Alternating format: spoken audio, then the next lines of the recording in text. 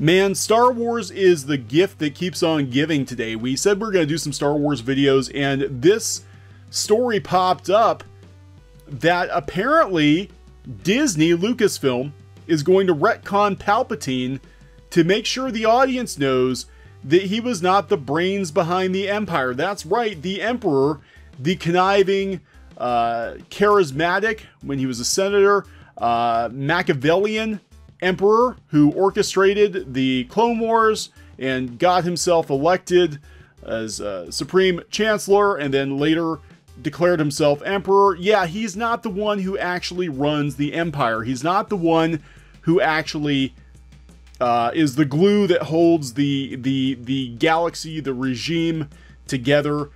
Just in time for the Rise of Skywalker, where they're gonna reintroduce Emperor Palpatine, Disney drops this bombshell that the Emperor was a dumbass.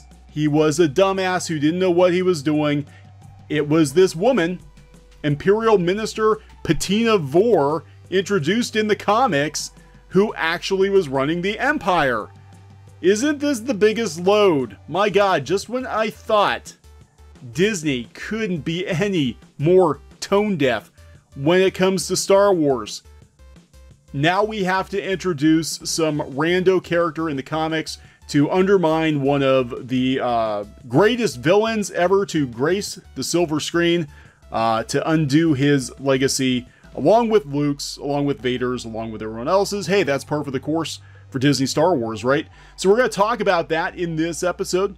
Please subscribe to the channel if you guys have not subscribed already. I think we're at 64,000 subs. We're hoping to hit 100,000 soon. We do pop culture news, views, and rants here on CLOWNFISH TV, and we really appreciate the support. Now, this is coming from Screen Rant. Star Wars reveals, oops, I already said the spoiler, blank built the Empire, not Palpatine. This is coming from a comic book. This is coming from Dr. Aphra number 36, a Marvel comic book. And we know how Marvel is these days. We know how Marvel is these days. And, you know, we also know that these comics, as far as Lucasfilm is concerned, are canon. So it's canon that Palpatine was a dumbass who needed this woman to run the Empire behind the scenes. Are you ready for this? I don't know if I'm ready for this, but here we go. So whether or not Emperor Palpatine ever returns, there's no denying that his Empire's greatest weakness was having him as a leader. Cruel, vindictive, hateful, and detested across the galaxy, it's a miracle Emperor Palpatine took as long as he did to lose all the power, but now Star Wars has revealed the woman who was actually keeping the Empire together all those years, despite its incompetent leader. Imperial Minister Patina Vor, despite its incompetent leader. So what, the Emperor is basically Cobra Commander now? Is that what's going on? God, every fan is going to want to know the woman bore Patina Marmas Vor 25 years before Sheev Palpatine began his rise to power. Married to a lame duck bureaucrat in the Empire's ruling class of competing officers and governors, Patina saw history repeating itself. That below all the bravado, intimidation, and posturing, the expansion of the Empire through brute force was killing it even as it spread, running out of both soldiers and money. And Patina might have led the Galactic Empire to a total success, if not for one crucial weakness. Emperor Palpatine had absolutely no idea how to lead. Oh my God. Patina offers her account in the pages of Star Wars Dr. Aphra 36 from, who is a Simon Spurrier, Chris Bolson, and Wilton Santos. She has reason to assassinate Palpatine, claiming it's all for the sake of the Empire. While others might have seen how doomed Palpatine was as a tyrant and worked the situation to their own benefit before the Empire collapsed, Patina acted. So she was married off on her 18th birthday, and she saw that the Empire cost too much. All she could see was every world we took cost thousands of troopers and billions of credits. The Empire was being murdered by its own expansion. Encouraging her husband's suicide to spare himself a traitor's death at Vader's hand, which was not actually coming, so she's a liar. Patina claimed his position for herself, acknowledging The Emperor Palpatine may have known the truth of her deception. He granted her influence and position anyway, which is when she began to enact her true vision for the Empire's successful expansion, a system Star Wars fans and fans of political history will appreciate, since the 3 tenets she instituted are exactly how an empire grows stronger through expansion, whether it's galactic or not. So this is coming from the comic, I believe. Within a year, I established the Coalition for Progress and coined the 3 guiding tenets of Imperial outreach. First, we show the people the face of chaos. The pirates, the raiders, the mobsters, and the monsters. Some are real, most we invent. Anything to make the dumb natives beg for a garrison to save them. Next, we show them how perfect their worlds could be in the Empire's embrace. Such order, such calm. I don't mind telling you, we become extremely gifted at making false smiles look natural. And lastly, oh, just a casual afterthought, we conspicuously wipe a tear for the worlds that say no. These days, 2 out of 3 conflicts resolve without a single shot fired. You understand? I have saved this regime. I've built a culture that transcends the clenched fist. I have nursed this empire with a lie and the expectation that eventually it will become a truth. Harmony and prosperity are the rewards of those who submit, and he is ruining everything. Oh my God, that's how they typed it out. And he, period, is, period, ruining, period, everything. Oh my God. So here we actually have a page of the comic, plus an action figure thrown in for good measure. Pogroms, genocides, purges, super weapons. The only harmony he understands is terror. He feels no need to promote the myth of prosperity because he has no interest in it coming true. He won't appear in public. He won't smile for the camera. If he tried kissing a baby, I'd worry for its life. You understand my dilemma? Nobody ever volunteered to embrace a savior whose only joy is watching his pet cyborg snap throats. The plan outlined by Patina can be seen throughout the Star Wars saga. The retconned plan outlined by Patina can be seen throughout the Star Wars saga, being enacted at different stages.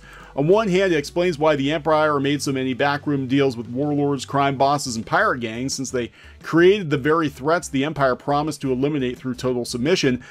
But all that work is for nothing if you have a leader who looks every bit the villain he truly is and who torments, kills, and crushes as he desires. That's the kind of tyrant who inspires rebellion with every people and world he dominates, meaning he has nobody to blame but himself for his own destruction. Go buy this comic book from Marvel Comics. What a load of horse shit this is. This is... God, did they even watch the prequels? In the prequels, it was shown that Sheev Palpatine could be very conniving. He could be very charismatic. He manipulated everybody. He was absolutely a chess player. He was a mastermind. He was a Machiavellian schemester.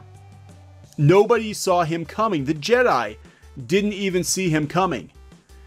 Do you really think he wasn't capable of continuing the ruse while he was Emperor?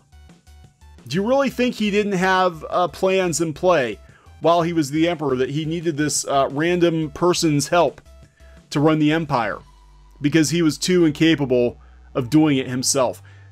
That Disney and Lucasfilm introduced this character in the comic books to take credit for Palpatine's work. Do you see a pattern here? Do you see a pattern here with Disney Star Wars where they introduce their own characters, usually at the detriment of legacy characters? So Palpatine, in canon, is now an unhinged nut job who needs this Imperial minister to run things because he doesn't know what the hell he's doing. That completely flies in the face of everything we know about Palpatine. That nobody saw him coming because he was so charming and so good at covering his tracks and so good at moving all the chess pieces on the board exactly where he wanted them. That he needed what's-her-face to run the Empire. This is just the biggest load of horse shit. And this is everything that's wrong with Disney Star Wars. First, we had Rey basically one-upping Luke, one-upping Han.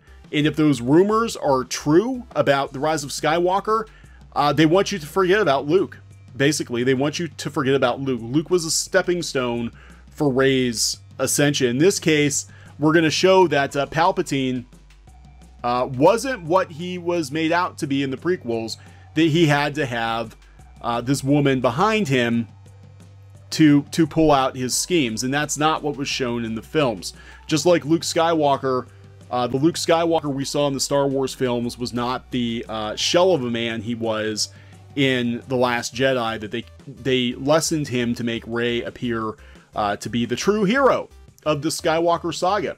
So speaking of which, people are like, why the hell are you bringing Palpatine back in Episode 9? And J.J. Abrams is defending that decision. So they bring Palpatine back, but first they weaken Palpatine by introducing this character. And so this is J.J. Abrams saying that, you know, they pretty much had to bring him back. They had to bring him back. They had to bring him back because he killed Snoke. There was no clear villain. Kylo Ren is not villain material. They killed Snoke. There's no clear villain or direction in the sequel trilogy. So this is J.J. Abrams. He said, some people feel like we shouldn't revisit the idea of Palpatine, and I completely understand that, but if you're looking at the 9 films as one story, I don't know many books where the last few chapters have nothing to do with those that have come before. Yeah, this is Disney Star Wars, anything goes. If you look at the first 8 films, all the setups of what we're in 9 are there in plain view.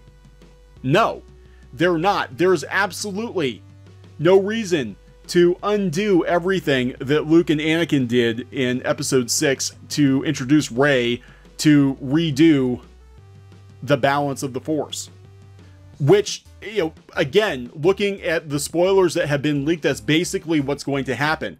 We have to bring Palpatine back again so Rey can kill Palpatine. We have to unbalance the Force again so Rey can be the one to bring balance, using Luke's lightsaber, using Leia's lightsaber, using Han's Falcon and Han's best friend Chewie and Luke's droid and Poe's droid. Like, she has nothing original. She's basically just taking everybody's stuff and using it to make herself the hero of the saga. And ultimately, if you watch all 9 films, everything is leading up to Rey, a character that Disney created that Lucas did not create. And I have a huge problem with this. So even media outlets are starting to question, how did Palpatine survive? How did he come back? Why is he coming back? The short answer, so Rey can kill him again, because they don't have a better idea. Disney doesn't have a better idea. They just repurpose, and Lucasfilm and Marvel tends to destroy the source material first and then rebuild it. So it's pretty fitting that they picked Rey, a scrapper, to be the hero of this trilogy, because she basically is. She's basically a scrapper taking other people's hand-me-downs and leftovers and cobbling them into something for herself, from my point of view, and that's not a strong character. Again, Marvel, Lucasfilm, why do you have to destroy Palpatine by introducing this character? You know, why do you have to do that? So I don't know if this character is going to show up in the Rise of Skywalker or not, or even be mentioned, but so just so you know, fanboys, just so you know, Palpatine, he wasn't the Phantom Menace. She's the Phantom Menace behind everything. Hey guys, thanks for watching Clownfish TV. Please consider supporting the channel. Go to clownfishsupport.com. That's clownfishsupport.com. And if you want to join our community, go to clownfishtalk.com. That's clownfishtalk.com. Please subscribe, ring the bell for notifications. We will talk to you next time.